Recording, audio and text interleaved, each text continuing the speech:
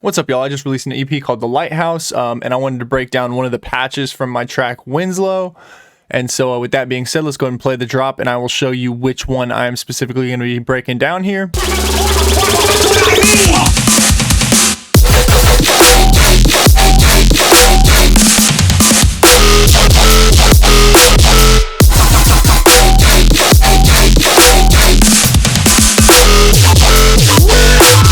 And so I'm going to be breaking down this patch and the sub right here.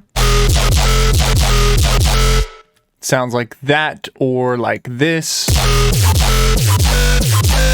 And so we're going to start things off with the sub here, and it sounds like this. And so to start building things from the ground up here, we start with this Calypso wavetable.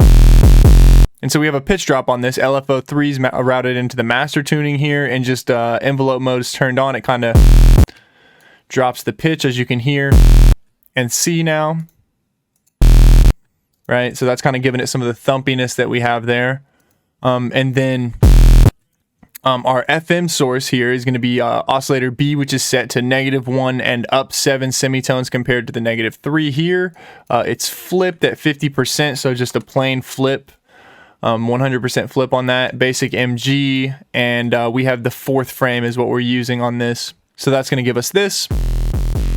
Kind of like a little bit ravier now. Just tiny, you know, a tiny bit of high mid information that's grunged up there. So then we have a rounded rectangle sub, giving it some more weight, and then a band notch filter that we're kind of scrubbing through and bringing a notch downwards to meet a band going up, and then oscillator A is the only thing being affected by that there. So that kind of gives us an interesting little wub to build our sound off of. Next I have an EQ, where we're just, again, really bringing those mids up and the lows. Right, see how bright the yellow is compared to there? Wow.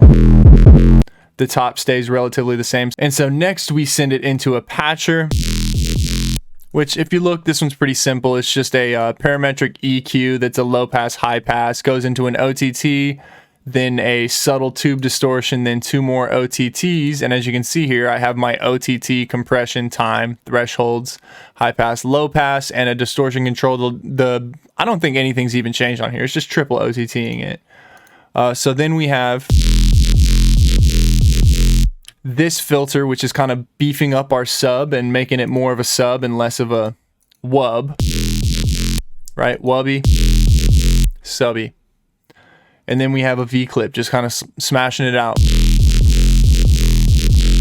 and giving a little bit of distortion there. And so that's going to do it for the sub in this one. So our next patch is going to be the growling reese, or the old growl and reese here. And it sounds like this, or like this.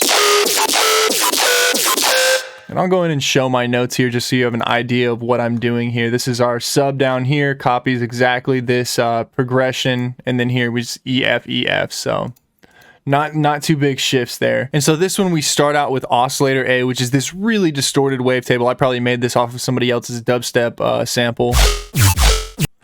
And so what we're doing here is we have this modulating our filters in wavetable position. This one is going to be our LFO modulation, or I'm sorry, our amp modulation. As you can see, it's doing the sub and oscillator A.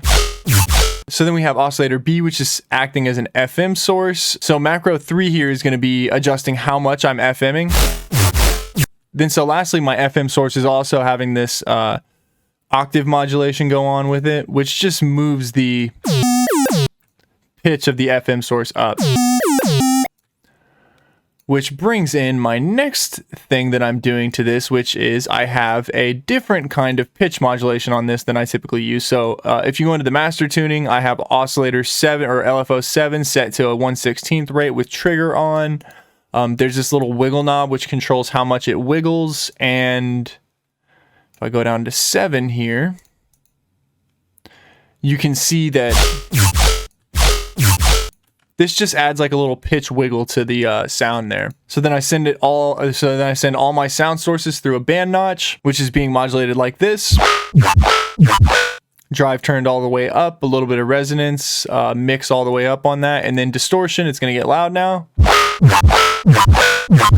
50% on a stomp box with the same frequency, the same filter modulator modulating that. Then another EQ, just kind of sculpting it some more, giving some high richness there. And then I have a multi-band compressor. It is going to get loud now, so just be prepared. So just dirtying it up a lot. Then lastly, a comb filter, which as you can see just kind of slowly sweeps up here and brings in some stereo information. Right, so we have our panning turned on, dampness turned on, and the cutoff isn't even moved on this. It's just kind of like a static stereo filter. So next I send it through a patcher, same thing here, just less time. Just kind of toning in the dynamics there. Then I have a high pass filter. And as you can see, I'm really selecting where this sound stops to make room for the sub and accentuate my little pitch bit that I think comes from the FMing. Then lastly, before I compress it, I send it through this fruity convolver that, as you can see here, the wetness is being modulated by this fruity convolver wetness level. And it really brings some stereo information to what is otherwise a pretty thin sound. Right? Thin. Now we're getting wet. So this convolver here is using a Joe B sample. And then this one, I think I just cut the sub out of that, is the same sample, just stretched to different pitches to accentuate. You see here, this changes when I switch which one's open. They're just pitched slightly differently with the stretch knob there. And then lastly, I send it through a compressor just to tone in the reverb tail with it so that it's not getting overly loud in that portion. And so once again, we mix in the sub and get a nice, thick, rich, evolving kind of movement-y bass that just works well for dubstep, drum step, tear out, whatever you want to do. So thanks for watching, y'all. If you want to go check out or support the EP, I'm probably going to do a longer breakdown of whichever song has the most support, whichever one people like the most. So if you want to do that, go do that. If not, thank you, and I will see y'all in the next one.